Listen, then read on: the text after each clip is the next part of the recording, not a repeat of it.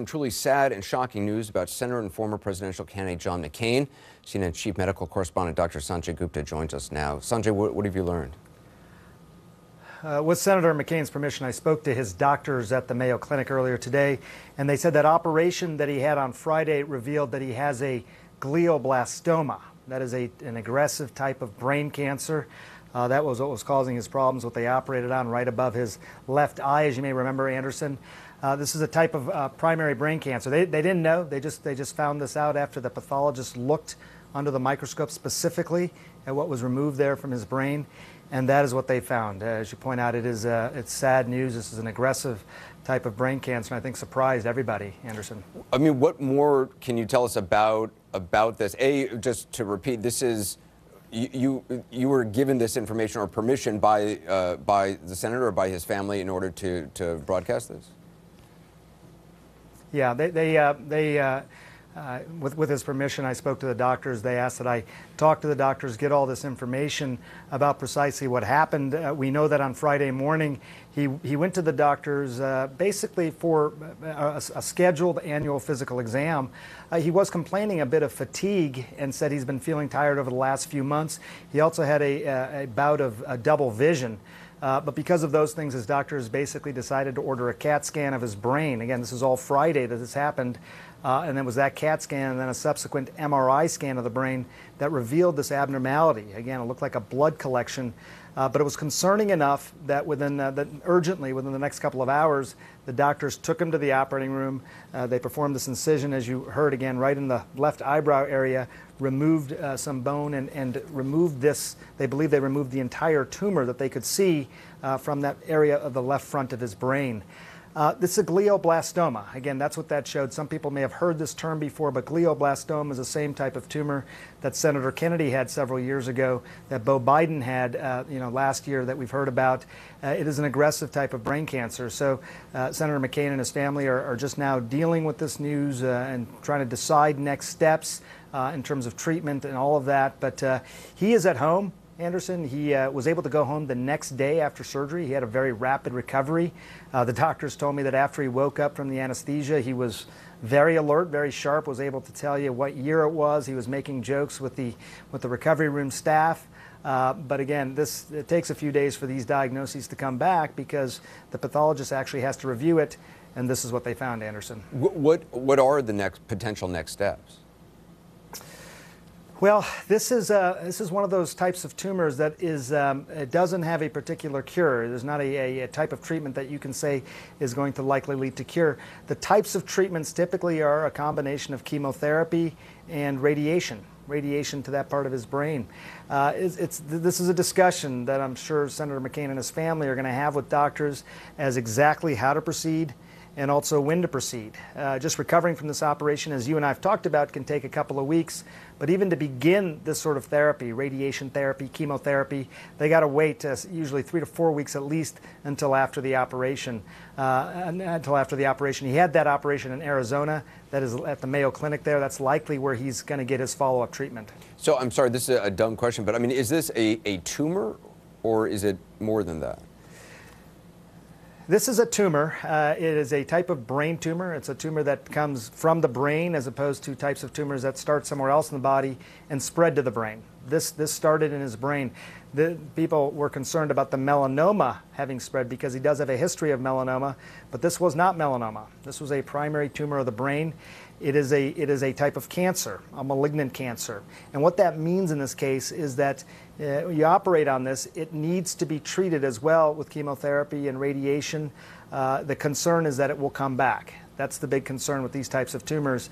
And again, in order to try and give him the best chance at that, it is likely that he'll undergo some further treatments over the next several weeks. All right, Sanjay, I want you to stay with us. Joining us as well as X-Files host and former Obama senior advisor David Axelrod, also CNN chief political correspondent Dana Bash, and our chief political analyst Gloria Borger. Obviously, Gloria, I mean, this is very devastating news for Senator McCain and for his family. Very tough news to hear for everybody, really.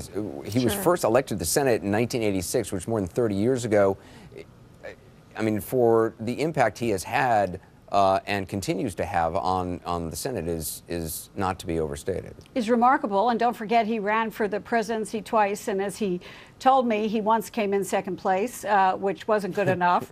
And you know, John McCain is a fighter, and I think we all know that, all of us tonight.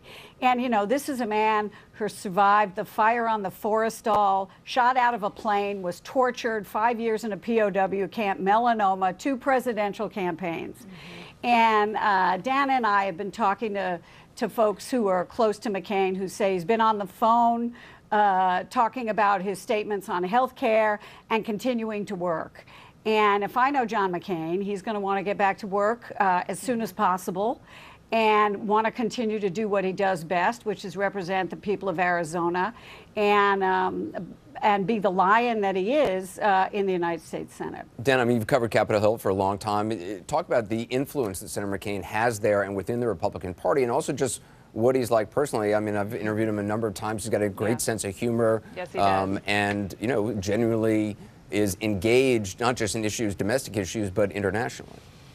One of the only people who can call people little jerks and mean that as a term of endearment, which he does frequently as a term of endearment. But I just want to echo what Gloria is saying. There is nobody who is the kind of fighter that John McCain is. Never mind all of the things that he went through in Vietnam, the melanoma that he had in 2000, but just even the extent to which he is going constantly in warp speed always. You mentioned the kind of impact he has in the Senate. A huge impact, but he has a huge impact globally. My friend Paul Kane at the Washington Post just did a story about the miles that he logs. Just this year alone, Anderson, 75,000 miles to more than 15 nations across 3 continents. And I was just talking recently to Senator Chris Coons of Delaware, a Democrat who went back to Vietnam with John McCain, I think it was less than 2 months ago, and talked about the fact that Coons, who is about 30 years younger than John McCain, who's 80 years old, he'll be 81 at the end of August, he had to change his own schedule, Coons did, because he couldn't keep up with McCain. And the way that he said that McCain is revered by leaders across the country, even and especially in Vietnam, which he said was really interesting. But, you know, covering McCain, Anderson, in the Senate, and I covered his presidential campaign in 2008 from start to finish. He has a fighter pilot's mentality, which is you keep going and you keep going and you keep going and you don't look back. You don't worry about regrets, because we all have them, but he doesn't. He tries not to dwell on them, but he keeps going, and that is his MO. And there's no question, you know, knowing him and knowing the way that he likes to fight. And he's probably also telling his dad jokes that he told on the campaign trail, like in the words of Chairman Mao, it's always darkest before it's black. Right. Well, also, David, I mean, anybody who can survive the Hanoi Hilton and survive what he did with his brothers in arms in those difficult. I mean, he spent years there under excruciating conditions, as everybody's saying. I mean, he is a fighter, and he also, in so many ways, is one of those politicians that transcends party lines. He surely does. You know, I spent an hour with him. Did the initial Axe Files show on CNN with John McCain, and to hear him tell the story of his captivity and those very, very dismal years, and but the strength that he drew from that experience and the lessons that he drew from that experience was incredibly moving. And yes, he's one of those people who has, over the last 30 years, found a way to work across party lines on issues like immigration reform, on issues like climate change. It didn't always make him popular with the base of the Republican Party, but even on this health care issue, even as he laid in the hospital waiting for this diagnosis, he was issuing statements urging bipartisan action on health care. And I think that's who John McCain is. You know, the thing when I sat here listening to you and Sanjay read that news, discuss that news, I thought of his friend Ted Kennedy, who 8 years ago,